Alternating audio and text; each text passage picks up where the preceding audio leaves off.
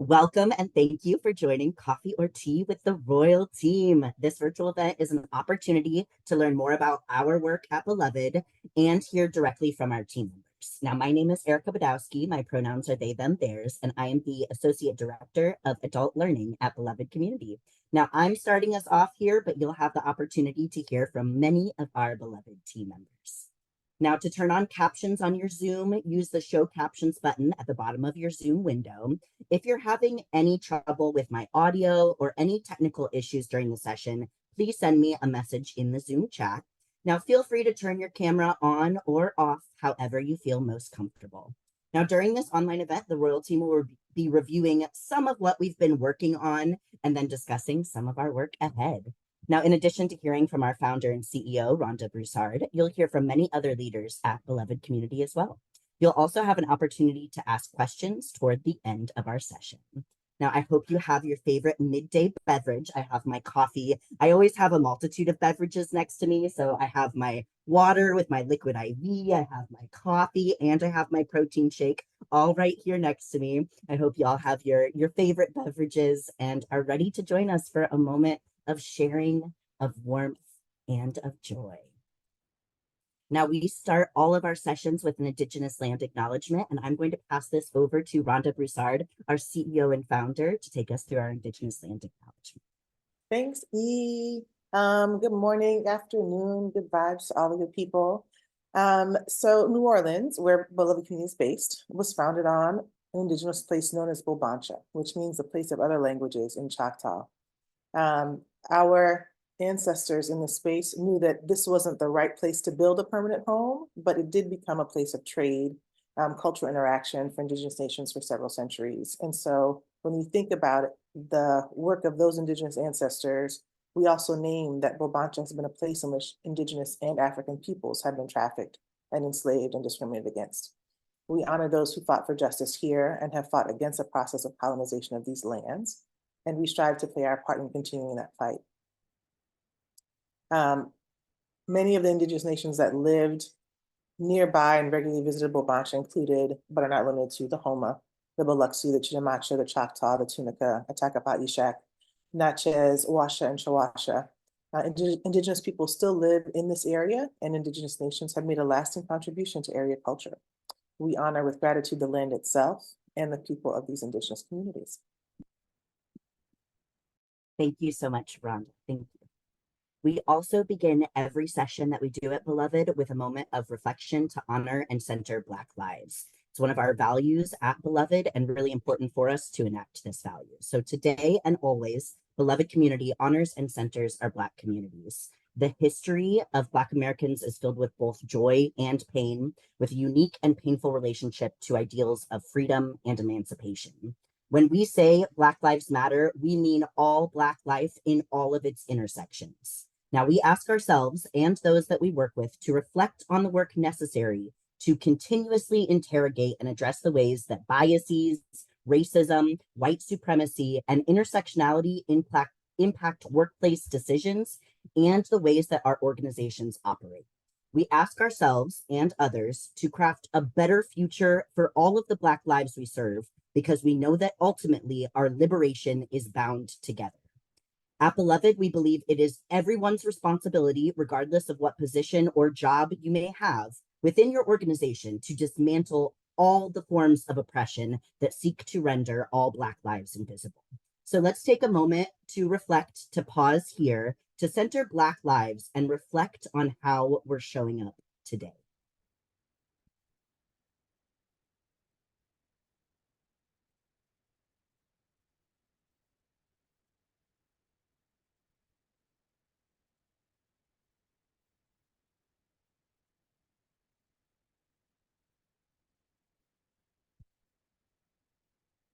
Thank you for that moment, y'all. We're going to do our introductions and we'll have a warm welcome to share in our introductions. I was reflecting in that moment of silence on we had a wonderful warm welcome in our team meeting yesterday where we were reflecting on how anti-Blackness shows up in our lives. And I was reflecting a little bit on that. Now, if you know us, you know that we love a warm welcome at Beloved. So please go ahead and introduce yourself in the chat. So give your name, your pronouns, and any other details that you'd like to share about yourself. such as your location, your organization, and your role, along with responding to this warm welcome question. What is one thing that you're celebrating this week? Now, you'll notice that we love to use the chat feature at Beloved, so feel free to engage or disengage in the chat as you feel comfortable. So go ahead and drop your introductions in the chat, and we'll give our beloved team members an opportunity to introduce themselves out loud. Please go ahead and drop those introductions in the chat. Now, here's our agenda for today. As you can see, we'll be hearing updates about the work of Beloved Community. So we're getting started with our warm welcome and who we are, and then we'll talk a little bit about our impact report highlights. We'll move in to talk about some Beloved Community publications. We'll talk about our work ahead, and then we'll end with some time for questions and closing. So let's go ahead and get started with our Chief of Staff, Marissa Leoping, discussing who we are. So as Marissa introduces herself, I would love to hear her answer the warm welcome of something that she is celebrating this week or something coming up that she's celebrating. Hi, everyone. Good afternoon from the East Coast. I am Marissa Leoping. I use she, her pronouns. I am coming to you from North Carolina. I'm originally from Brooklyn, New York. I am so excited to share space with you all today. Something that is bringing me joy, I think, is the community. I had a quick FaceTime with my best friend this morning, and that always makes me feel special. We just kikied a little bit. She told me what her husband did last night, and she told me about what she has planned for Valentine's Day. And those moments are just so sweet, and they sustain me in this world where we're all in. So that's a little bit about me, but I want to talk a bit more about our royal team. Oh, we can't see their faces. There they are. This is our beautiful royal team.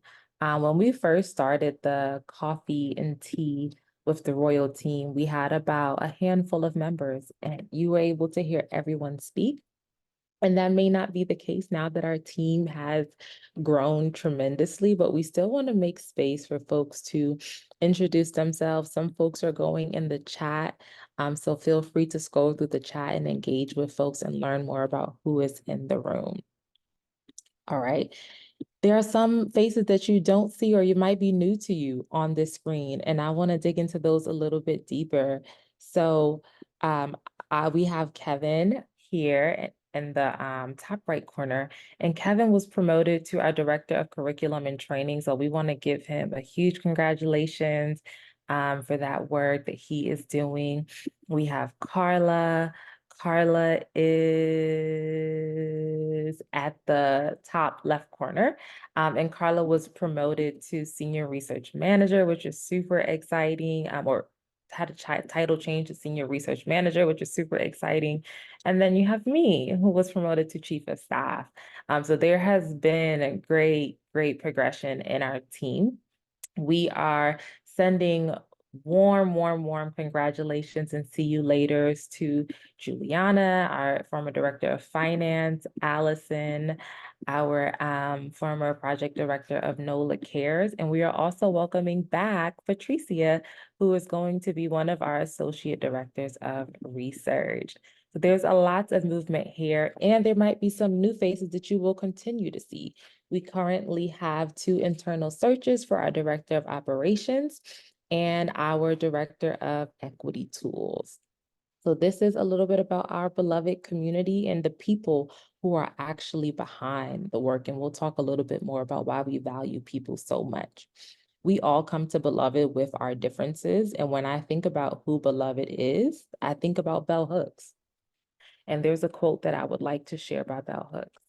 Beloved community is formed not by the eradication of difference, but by its affirmation, by each of us claiming the identities and cultural legacies that shape who we are and how we live in this world, right?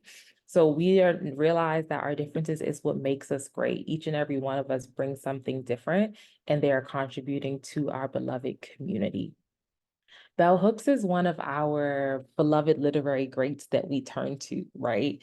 And along with many other literary greats, but out of that text, we come up with values that really lead the way that we do our work.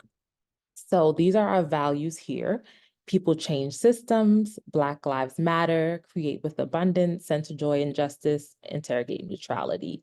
I will go ahead and share a couple of these, but I did just want to, if you know me, I love some participation. I did just want to share, is there anyone who maybe feels really called to speak to a moment where you saw Beloved experience one of these values?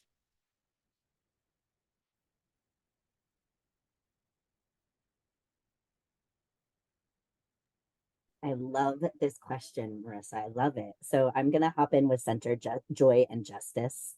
I think at Beloved, that's something that we do really beautifully is we make sure that we are, maintaining our commitment to justice while inserting joy and levity when it's appropriate. We always make sure to center joy and love in everything we do. And it's something that I really, really appreciate about our team at Beloved.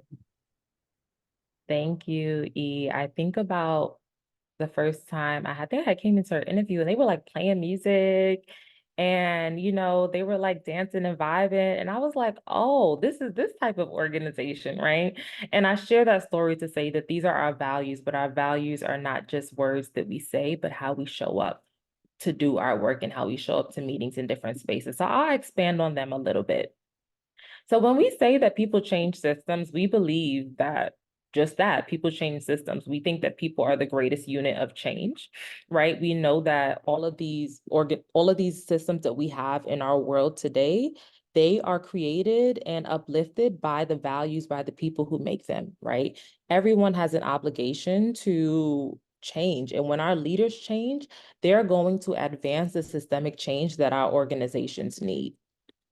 When we say Black Lives Matter, when we talk about Black lives, we're not talking about a trendy hashtag or a topic, but these topics are really topics of race and systems of oppression and marginalization, and they have real impact and life-death consequences on our Black communities and for Black people. So when we say that we are centering Black lives, we say that because we believe that the root of white supremacy is anti-Blackness, and we require ourselves and the organizations that we work with to center Black joy, Black futures, and Black contributions to our history, institutions, and systems. One of my favorites is Create with Abundance. We deeply believe that there is enough for everyone. I come from a family of like 4 other siblings. So there's not enough to share with my siblings. I don't want to share. I want to keep all the cookies and donuts to myself. But at Beloved, we believe that there is enough for everyone, and it is our duty to make space and to co-create and to imagine abundant possibilities where there may not be, not only in ourselves, but also in our community. It's our time to build just futures and to do so from a place of abundance and opportunity. We believe that we center joy and justice. This is linked to our beautiful warm welcome today, led by EBAD. We believe that joy is a part of the revolution, right? We insert levity where appropriate through joy, art, song, as I mentioned, personal testimony, all while still maintaining our commitment to justice for those communities that experience the most harm. We believe that both and can exist, and we are not going to further enforce a binary of just joy or just justice. Last but not least, we believe that we should interrogate neutrality. All the systems that we currently experience are built with someone's biased perspective, right? We do not believe that there is a system or a process or a law that is neutral. And we constantly ask ourselves, who were these policies and practices designed to benefit? And who were they designed to marginalize? These are the type of questions and values that lead our work. And I'm now going to pass it over to talk a little bit more about the impact that our work makes. Thank you.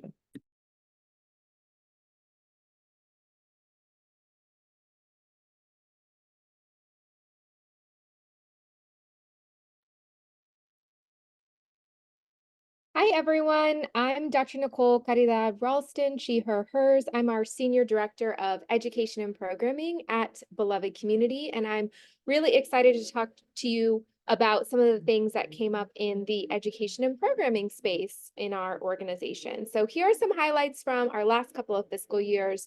One is Sustaining Change, which was our very first national convening.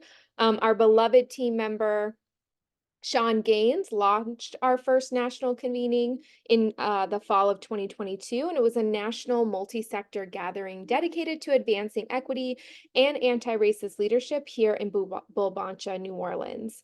We had over 120 attendees, which was really exciting, and some incredible keynote speakers, including Dr. Tama Bryant, one of our beloved favorites. Equity in schools. So you'll see Kansas City and Indianapolis named here. So every year we host a series of cohorts or communities of practice designed to advance equitable practices by sector or region. And these cohorts really provide an opportunity for teams to build a network of equity-aligned peers and together embark on leadership journeys to assess and operationalize equity changes within their schools, districts, or organizations. So we've been continuing to deepen our roots here in New Orleans while also expanding our growth across the nation, including Kansas City and Indianapolis, where we lead schools-facing work with school leaders, and superintendents. Kansas City in particular is an exciting one to touch on because we launched an alumni learning collective there, which is our scope of work that supports alumni of cohorts. This was funded by the Kauffman Foundation and led by our team members, Manny Godoy and Alicia Kegg. And Indianapolis, we also deepen our work with the Mind Trust to support their education leader fellows in operationalizing their commitments to DEI. An interesting thing to note around our work in the schools portfolio is that it certainly has become more challenging with the national attacks on critical race theory and diversity, equity, and inclusion work in the education space. So our team has really had to get creative with how we help operationalize our messages to organizations about how they share out their commitments to DEI and their infusion of strategies with their communities. So that we can work collaboratively with them and they can work collaboratively with their shared interest partners. And then moving on to equity at work.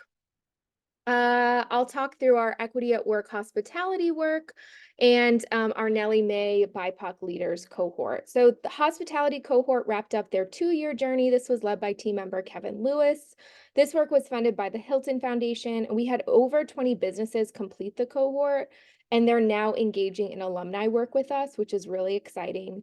And our impact in the hospitality industry over these last 3 years of doing work here has been really continuing to deepen, and we've built some strong relationships with a variety of hospitality partners and leaders in the city, including New Orleans & Co., which is our conventions and visitors bureau in the city.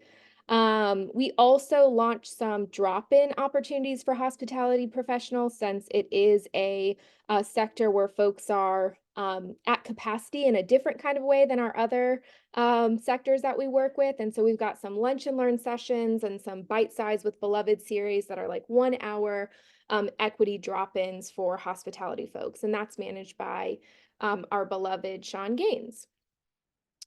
Nellie Mae BIPOC Leaders Cohort. So we've wrapped 3 years of work with Nellie Mae Education Fund, including 3 different cohorts that were specifically tailored to Black, Indigenous, and people of color leaders in nonprofits. Alongside that cohort work, we also have hosted, planned, and led 3 convenings, which brought together attendees from a variety of Nellie Mae's portfolios.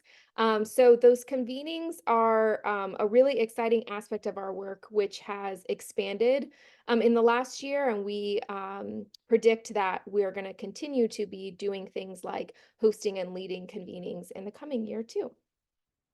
A couple of things we're excited about as we look forward in expanding our impact are our youth participatory action research and equity in schools collaborations. There have been several of these sprinkled out over the last 2 years, and we're excited this year in particular to really deepen what that collaboration is going to look like moving forward, so that school leaders are ready to really welcome into their buildings youth that have been trained in ways to activate and advocate for themselves in the school space. We're also currently working on our regenerative hospitality scope, also funded by the Hilton Foundation. So our communities of practice work in that space is focused on hotels over the next several years. We've got one hotel cohort happening right now, and we're currently recruiting for another one. So that's incredibly exciting. And then our team internally is working on some new content. So one, we'll be launching a Beloved Facilitator certification. So if you're looking for ways to professionally develop as a DEI professional or someone who leads DEI work in your organization, be on the lookout for that. We're piloting it this spring.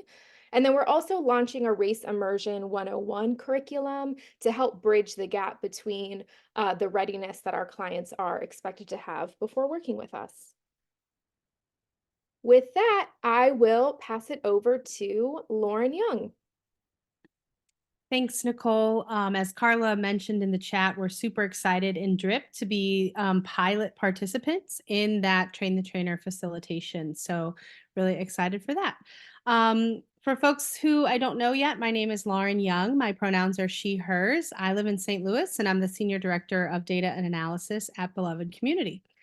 So for our updates, I'm going to focus on 3 areas of our team's work that we're really proud of what we've done so far and that we're going to continue to build on to really advance on our theory of change at Beloved Community and the priorities in our strategic plan that are going to help us do so.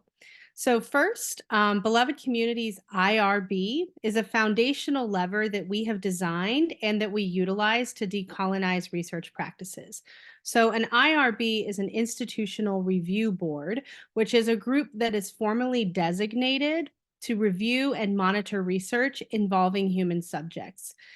Beloved Community's IRB is particularly important because it's one of fewer than 24 IRBs that are based at nonprofit organizations in the United States that are not universities or major research centers. We're one of even fewer IRBs that are housed at a Black women-led nonprofit. The vast majority of IRBs are based at university and college campuses and research centers.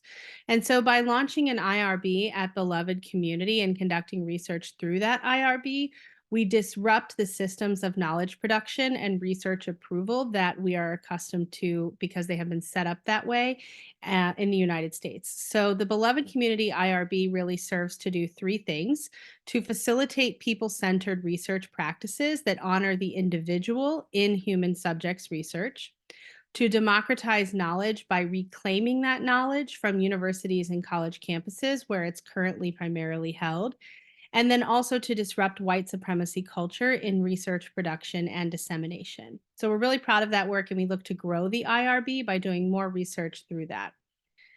The second really important focus of our work within DRIP right now, which is the Data Research Impact and Policy Team, is Participatory Action Research, which we refer to as PAR. So PAR is the process of collaboratively seeking answers to community-informed and community-driven questions in a way that's really edifying, that is inclusive, and that is regenerative for the communities in which we're doing our work. And at Beloved, we understand that research is really a powerful tool for disrupting the status quo and to unearth really the pervasive inequities within communities. And through PAR, we resist these simplistic binaries of objective and subjective that oftentimes come with simply quantitative research, and we regularly interrogate neutrality.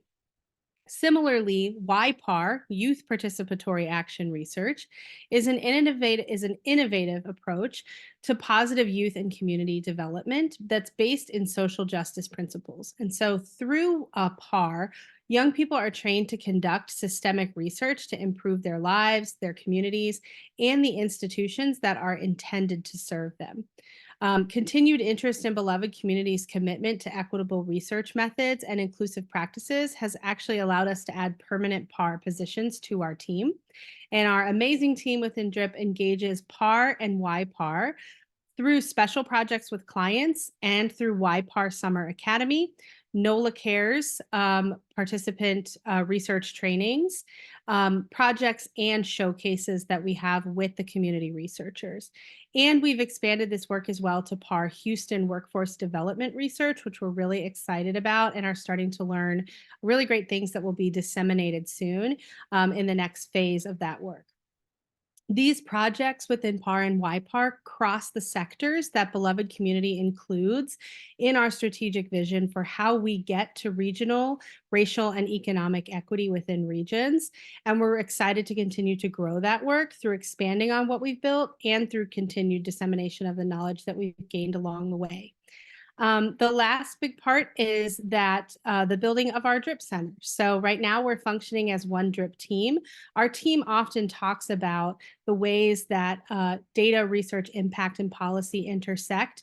And we want to continue to develop that within our team to really launch the DRIP Center for Data Research, Impact, and Policy, where all of these different elements of our work are informing one another and learning from one another.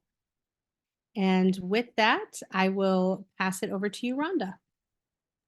Thank you, Lauren. I get so excited, y'all, listening to these descriptions during coffee and tea, as though I don't already know what we're doing, but really being able to sit back and listen to everything that has been done this past year and what's on the horizon is just exciting. Like, I am inspired and would really like to work with Beloved Community for my next projects. And I have the honor of talking with us about our Beloved Community publications, which are really reflective of not only the work of our DRIP researchers, but also of deep practice with our education and programming team. And so it feels like the right space to talk about how we're weaving together those two poles of our work. Some of you may know have only experienced one part of Beloved with E&P or with data research, impact, and policy. And with our publications, it's one of the ways that we're starting to weave these together. So in December, we released our first, well, we had a webinar to discuss our first brief, The Power to Make Change. We'll be releasing that document that folks can download and share and refer back to over time. And I'll talk us through some of the recommendations that came out of The Power to Make Change, which is really looking at how we're expanding equity in American schools, particularly in this moment that Nicole named earlier, where we're facing a lot of CRT backlash, equity backlash, and anti-LGBTQIA legislation and policy advancement in our school systems. And so The Power to Make Change really addresses how, on the practice side, on the research side, and on the funding and advocacy side, we can all continue to do this work in the face of these particular challenges. Last year, we also had two pieces that were accepted and then released right. One was released in December, one was released in January. So the transformative social, there's a book chapter that our team wrote collectively for a text called Transformative Social Change in Organizations and Institutions, a DEI Perspective. This book is published by IGI Global and is available now. I think we have the links in here. And the chapter that we really focused on, Interrogating the Air We Breathe, Dismantling White Supremacy Culture, Traits, and Organizations, is about internal organizational practices. How can we think about and analyze with this meta lens how we are operating internally at Beloved, what that contributes to equity at work practices that other organizations could be thinking about in their own interrogation. And then we also were able to edit a special issue of the Journal of Participatory Research Methods. So our special issue came out in December 2023. We're volume 4, issue 3. And the issue is really focused on how we leverage participatory research methods that Lauren named earlier in service of, in service of disrupting white supremacy culture in schools, nonprofits, workplaces, and beyond. There are 6 unique articles from researchers all across the country about how they're doing this work. I do want to make a special shout out to our PAR research team from the NOLA Cares Collaborative, who submitted a piece and was also accepted to be featured in this special issue of the Journal of Participatory Research Methods for how their work with Black and Latina women in early care careers and participatory research is changing the ways that they see themselves as leaders in the work and the actual work that they're doing with and on behalf of young people and our youngest learners. It's important to us at Beloved to think about how we, like Lauren mentioned, disrupt university as knowledge broker and creator of knowledge products, while we're preparing our communities to bring their own voice to bear. And so these 3 publications are ways that we're both using the tools that are available, like these special journal issues, like books and briefs, and bringing our PAR researchers into this process so that they're able to bring their own voice in and not have it be mediated through higher education or degree and respectability politics that we assign to people with degrees over folks who have long-term lived experience with the systems that we're trying to change. And then I'd like to talk a little bit about the brief that we did, the Power to Make Change, and then some specific recommendations that we want everyone to be thinking about as, oh, thanks for dropping the links, Amy. Everyone to be thinking about in terms of what their specific roles are and what's available to them and your own power to make change. And so in the Power to Make Change brief, we look at our education and programming work with young people. We look at the work that we're doing, particularly with leaders in organizations, in schools and education adjacent nonprofits, and the work that we do with leaders on the policy side, and particularly around what it means to advance equity for workers in your school community. So on this first slide, we're looking at Belonging Matters for Youth. There are quite a few tools that, if you are working directly with young people, might be of not just assistance, but really help you to continue to center belonging in face of anti-CRT backlash within our school communities. And so when we think about the way that inclusion represents a continuum, belonging, sense of belonging, agency around voicing our concerns and being empowered to inform or make changes are all part of this inclusion spectrum. And so a few considerations, if any of you are in school leadership spaces and you're thinking about how to implement more shared voice and shared power practices for young people that span this inclusion continuum, thinking about doing things like name your intent to share power, where your current stage of engagement is and how or when you anticipate reaching the next stages. Identify clear opportunities for young people to remain engaged after a particular introductory or training program concludes, right? What should they be able to do with their new skills and expertise to impact the school community? One of the things that we learned from our youth participatory action researchers is that when they go back to their school community, they're ready for change and the school system isn't always ready to listen. We also encourage educators to design programs with action in mind. It's easier for students in the same school or the same program to affect change in that program than it is to expect them to conduct, for every individual student who's trained, to conduct independent activities, independent research in different settings. And then finally, we think about how, as educators, we have an opportunity to identify resources and training partners that can help launch some of these shared power practices. So some resources that you might think about are on the screen, some assessment tools. There's still schools who are not assessing questions of belonging or have found it difficult to identify what the questions are. Tools with organizations like Panorama, Elevate, and Castle provide some opportunity for individual teachers to do it in their classroom, for schools to adopt it at the school level or the district level. And then in terms of other resources that you can adopt individually or organizationally, Pedagogy of Student Voice is an amazing curricular support that helps any educator who's working with young people implement more student voice in the ways that they deliver their instruction, right? This isn't about the text selection, which has come under fire in lots of places, or text availability, but are you actually encouraging and engendering a space where young people can bring their voice to bear in the classroom for any content area? The Participatory Budgeting Project is another great resource. Again, it's not polarized or politicized, so it doesn't matter what topic you're using to advance this, but what the Participatory Budget Project organization does is help school districts, individual schools, youth-serving nonprofits, organize an opportunity for young people to learn about how budgeting happens in their school, learn how they can impact budgeting, and so that they can actually move dollars to the things that matter most for them. And then finally, the National Association of Youth Courts, which sometimes can feel at odds when you're talking about advancing social justice work. But what we do see is that across the board, schools, districts, and programs that have been able to identify young people who create and maintain a monitored peer court system have been able to reduce the number of suspensions and expulsions in their school community, have been able to increase sense of belonging for young people who may need additional supports.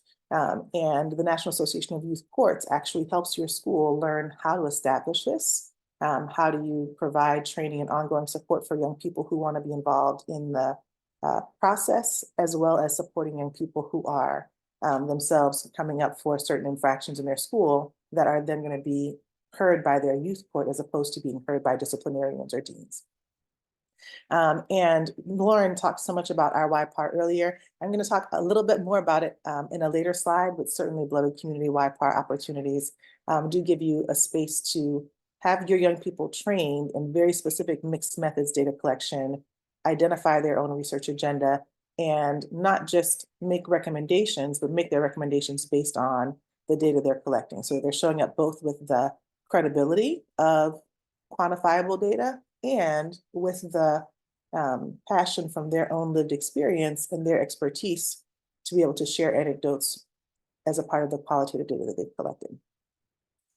When we think about belonging matters for adults, recruitment, hiring, and retention of staff that represent the student population remains the highest priority for most of our schools.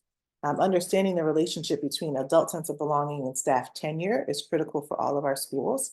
And so things that our administrators can start to think about in order to help create a community where staff with marginalized identities feel a higher sense of belonging include specifically requiring anti-bias training for everyone involved in hiring processes. Again, this doesn't have to name specific identity markers, but understanding where these biases are showing up and how it's keeping you from achieving a representative staff for your community. Requiring that staff identify personally and professionally relevant DEI goals as a part of their annual review process, right? We are really clear at Beloved that you can't separate equity, you can't separate inclusion, you can't separate an intent to have representative diversity from any of the functions of your job.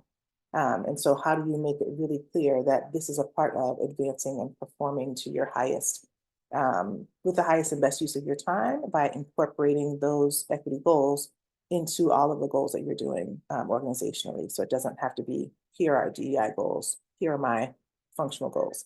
And then making space and time, once you embed those in these are our annual goals, part of my annual goals for the year, then that means that I have an opportunity every year to review these individual goals and my related performance with my team, with my managers, because it becomes a part of everything we're working on organizationally and not something that could be carved out separately.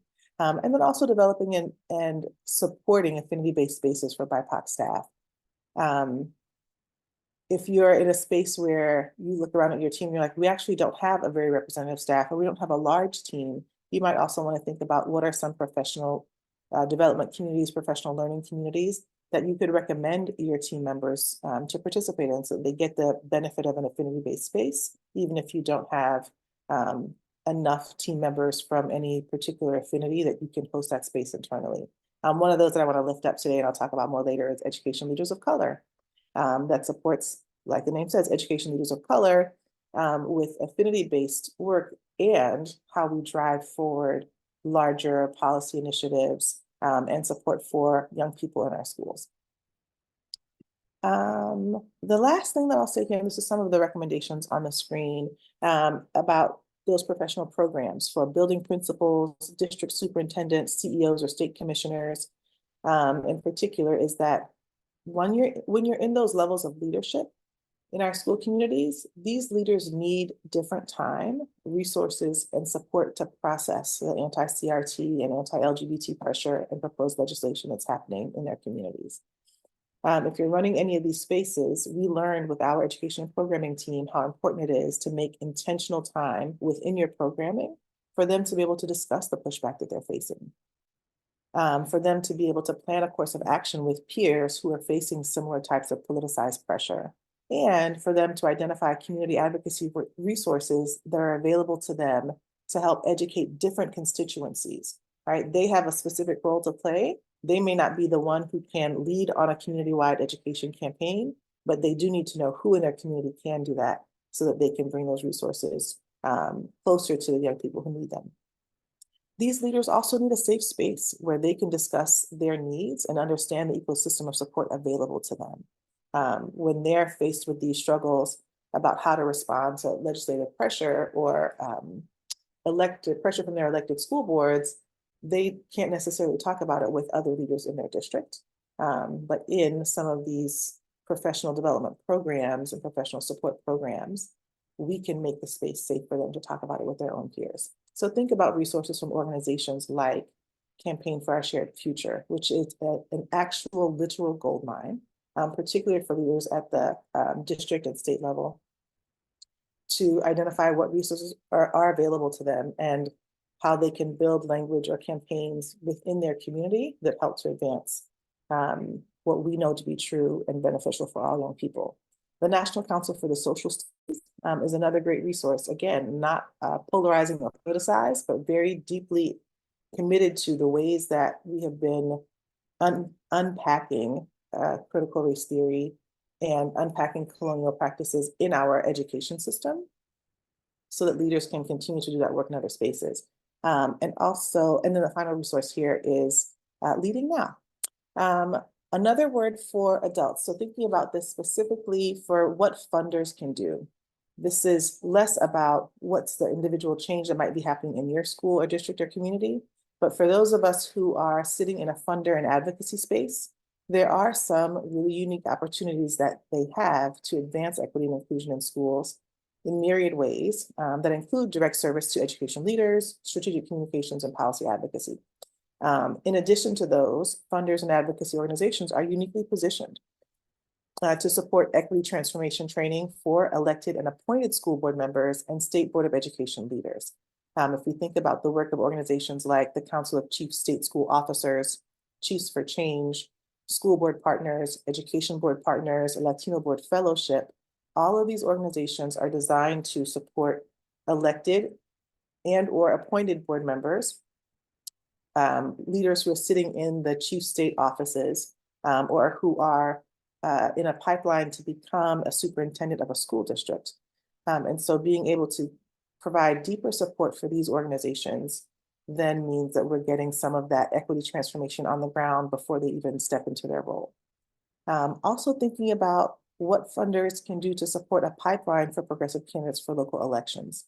This may not be about supporting individual candidates, but the organizations who themselves do candidate preparation. So between uncontested seats in local elections, the dearth of women or mothers who run for election, and the rise in extremist groups like Moms for Liberty, local and state school boards are experiencing hostile takeovers. Support and preparation for progressive candidates for elective positions can look like supporting organizations like Vote Mama Foundation that literally specifically work with how do we get more women who are mothers to understand how to run and be elected into office. Leaders of Color, LGBTQ+ Victory Fund, which does similar work for LGBTQ+ identified leaders all across the country in different types of election roles. Leadership for Educational Equity.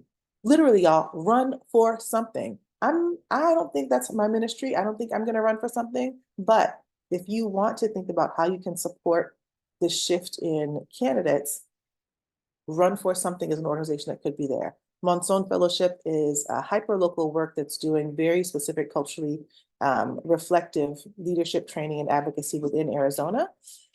Sister District is also doing some really impressive work around how we're increasing access to school district elections. And then Moms for Liberation is based in Minnesota. They have a national cohort of women who are being prepared for how to run for local school boards in their communities. So those are organizations that could benefit from having more support by literally getting more progressive voices into some of these uncontested local elections that are having damaging effects. Yes.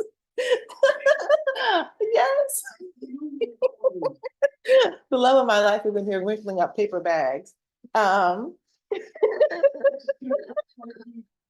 It's okay. I'm coming to you live and direct from the kitchen, which is I'm disrupting lunch hour. Sorry, I have two more things here. Thinking about emerging research. So we talked before about how much the research part of our beloved community model matters. What it looks like to be able to disentangle research from institutions of higher education. In the CRT backlash, we're seeing that not only is this about K-12 practices, but that in some states, the anti-CRT policies have also threaten the capacity of higher education scholars at public universities to conduct their own independent research about education equity. And so if we think about researchers, independent researchers who are currently in public institutions like DeLeon Gray, Sapna Cherian, Yasmin Irizarry, Kalina Cortez, and Stephanie Freiberg, what are opportunities for philanthropic support to continue to go to university leaders who themselves are trying to not just understand what's happening, but make clear and available in the accepted canon of research ways to build culturally edifying practices and belonging as a part of education outcomes. And then finally, thinking about public law litigation. So if our K-12 schools, our districts and state departments are going to fight some of this proposed legislation, they need targeted financial resources to carry that work. Whether they're doing it as a named plaintiff or if they themselves have been attacked in a court of law. So thinking about how your policy advocacy funding can support pooled funds for litigation. And as you're working with your grantees, reminding them of their opportunities to access some of these funds. Oftentimes, our philanthropic partners have created lots of opportunities for support that grantees don't always know how to access. So Democracy Forward is a great example of an agency that if, for example, Beloved Community needed to be a named plaintiff or was responding to some litigation, we could go to Democracy Forward for support and representation. And their work is funded by philanthropic leaders across the country. Similarly with our ACLU state affiliates who may be able to do some of that work on our behalf. And the last piece that I'll mention here is the Boulder Fund. Lauren talked about this earlier. Mark, you're hilarious. Lauren talked about this earlier, and today is actually the release date. So if you're on LinkedIn, check out the Boulder Fund with Education Leaders of Color. Beloved Community has been awarded the Boulder Fund for 2024 with 7 other amazing leaders across the country. And this work specifically is about a pivot that we're making in our YPAR model, where we are bringing together education leaders who have already gone through our education and programming, equity in schools work, and recruiting young people specifically from those schools, districts, or agencies, so that as we're training young people in the participatory action research methods, they are going into advocacy with a team of adults who themselves are positioned and working on how to improve access to shared voice and shared power for young people in their systems. And so we're excited to join this year of grantees. You can definitely learn more. Oh, thanks, Ebad, for dropping the link. Definitely learn more about what this model means for our work now and in the future at the link that E just shared in the chat. And with that, I'll pass it to Leslie to talk about our work ahead. Fantastic. Thank you so much, Rhonda and team, for everything that you've shared thus far. I'm going to talk just briefly about our strategic plan. So the work that our team has spent the last few minutes talking about, and even are going to talk about for a few more minutes, is not work that's just happening haphazardly. We're not just finding ourselves in this place, but this is work that's tied to a broader plan for how we move and grow as an organization and really achieve Beloved's mission and have impact. We have just wrapped up our first 6 years of operating, but in the first 5 of those years, we were operating really based upon the foundation and the vision that Rhonda J. Broussard set for Beloved Community and the work that we are tasked to do. As with any organization that continues to grow, really getting to impact shifts from being anchored just in passion, commitment, and hard work to being anchored in passion, commitment, hard work, plus strategy, plus intentionality as well. And so we have gone through a process that I had the pleasure of leading over the course of our past year in creating our first official 5-year strategic plan that will carry Beloved's work from where we are now through our next 5 fiscal years. So through our kind of fiscal year 2029.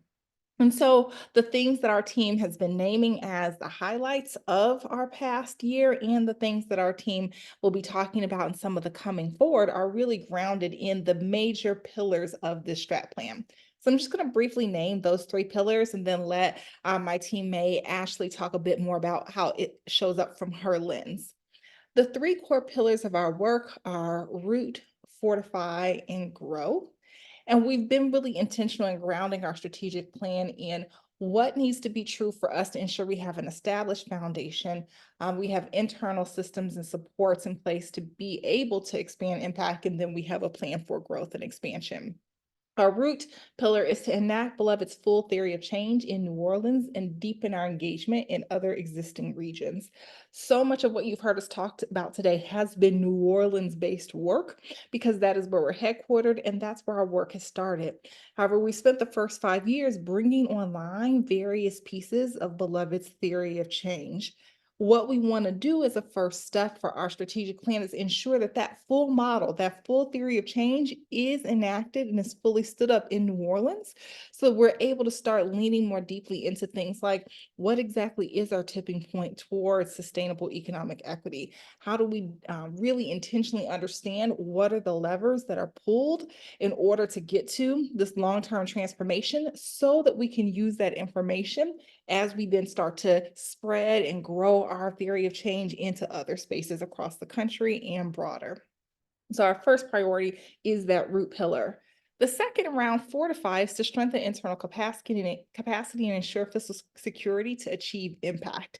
We don't want to just be focused on growing without making sure that our house is not in order. So we are really prioritizing making sure that the foundation of Beloved Community in and of itself, from an operational standpoint, from a finance standpoint, from a resource standpoint, is intact and grounded and supports that theory of change so that when we are ready to step into broader growth, we've already got the systems and resources in place necessary to be successful.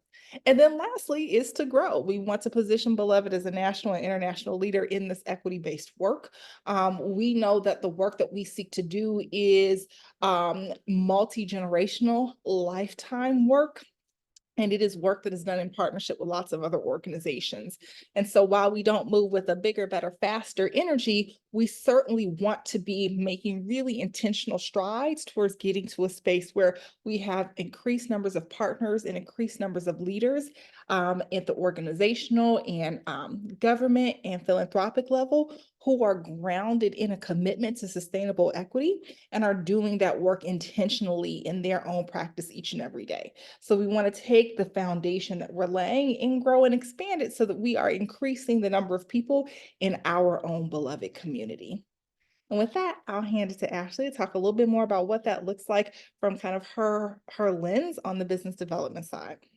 Absolutely. Thank you, Leslie. I am Ashley Funk, she, her, hers. I am in the Central Maryland area, and I'm the Director of Business Development with Beloved Community. Recognizing that we are getting pretty close to the time and I have another handoff, I do just want to say I'm going to pop my email in the chat. So if anybody has any questions or wants follow up, I'd love to hang out with you and chat with you. So feel free to do that.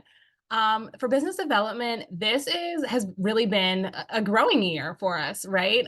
We've added some new supports and team members to the team, including myself. So I have just hit just over the 6-month mark with Beloved. So excited to be here and part of all of this work.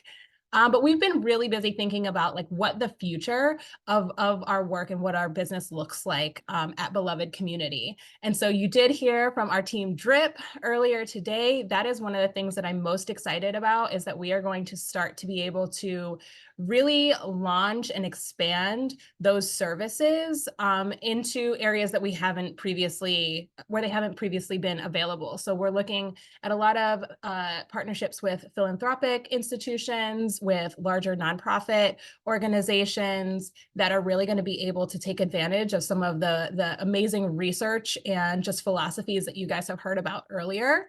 And so in addition to some of the programs that you had heard of from Nicole, really a fan favorite is our AWA tool suite. So that ability to really truly house, you know, the assessment, organizational assessments, individual assessments, and equity work plans, which was new this year inside of our AWA platform, to be able to house that in one space and have that support from Beloved Community to be able to, you know, work through and make meaning of all that data is really, really important.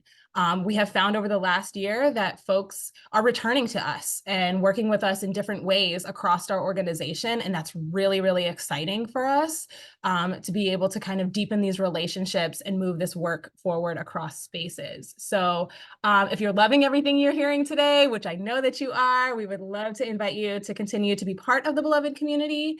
I'm going to drop my email in the chat, and also, like, if you're just at a point where like, I'm not sure if I want to work, but I really want to support this, you can also feel free to join us by donating as well. And so we'll pop that in the chat as well, but really excited to be here and to support this work. So thank you all for giving me the time today. Look forward to hearing from you soon. And I'm passing to you, E.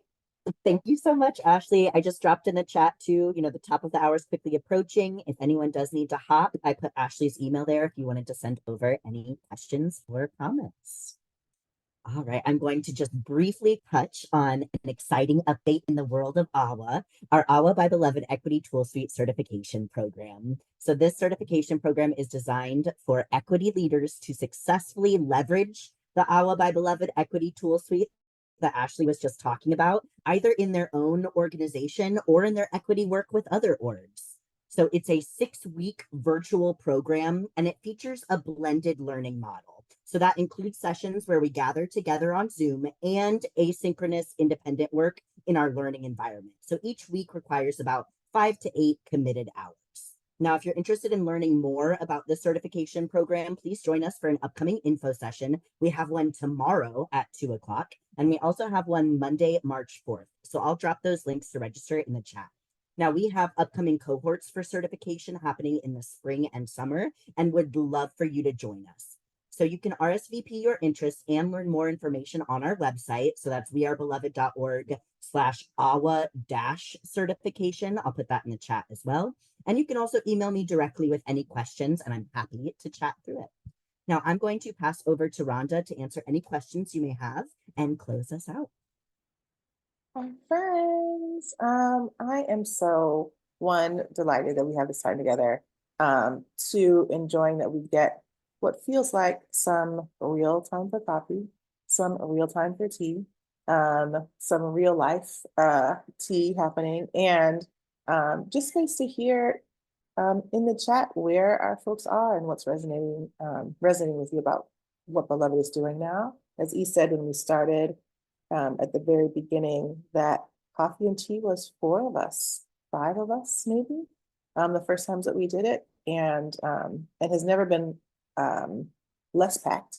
So it's amazing to me that we were doing so much with our initial royal team, initial queen team, and that here we are again today in January 2024, making it happen. So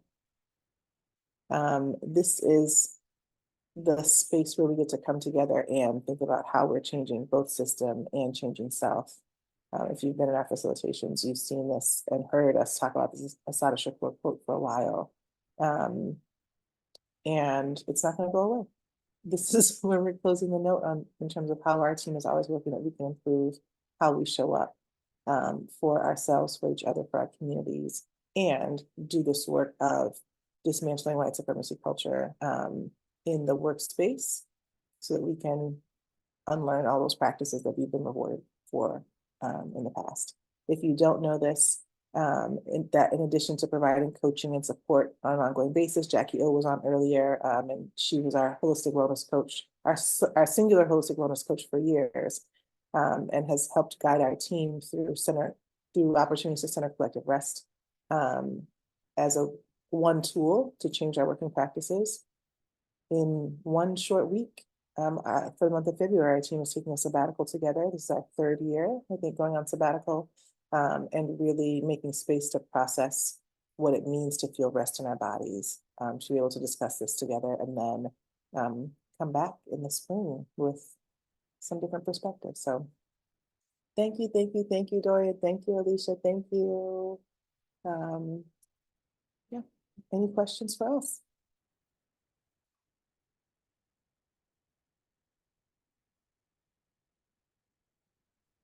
If you do have a question, feel free to drop it in the chat or come off mute. We'll wait a few moments to see if the folks that are still here with us have any questions they wanted to share or comments to uplift.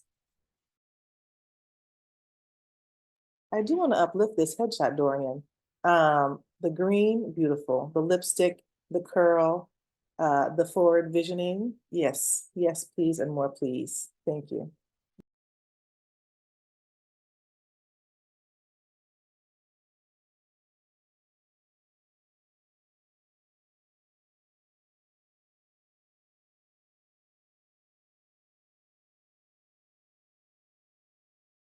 Thank you so much for joining us today. We'll go ahead and close it out. Again, you can send us an email, whether you send that directly to Ashley, directly to me. We'll make sure your question or comment gets to the right folks. So please reach out if you have any comments or questions, and we would love to chat with you. Hope everyone has a wonderful day, and it was great spending some time together. Talk soon. Bye, y'all.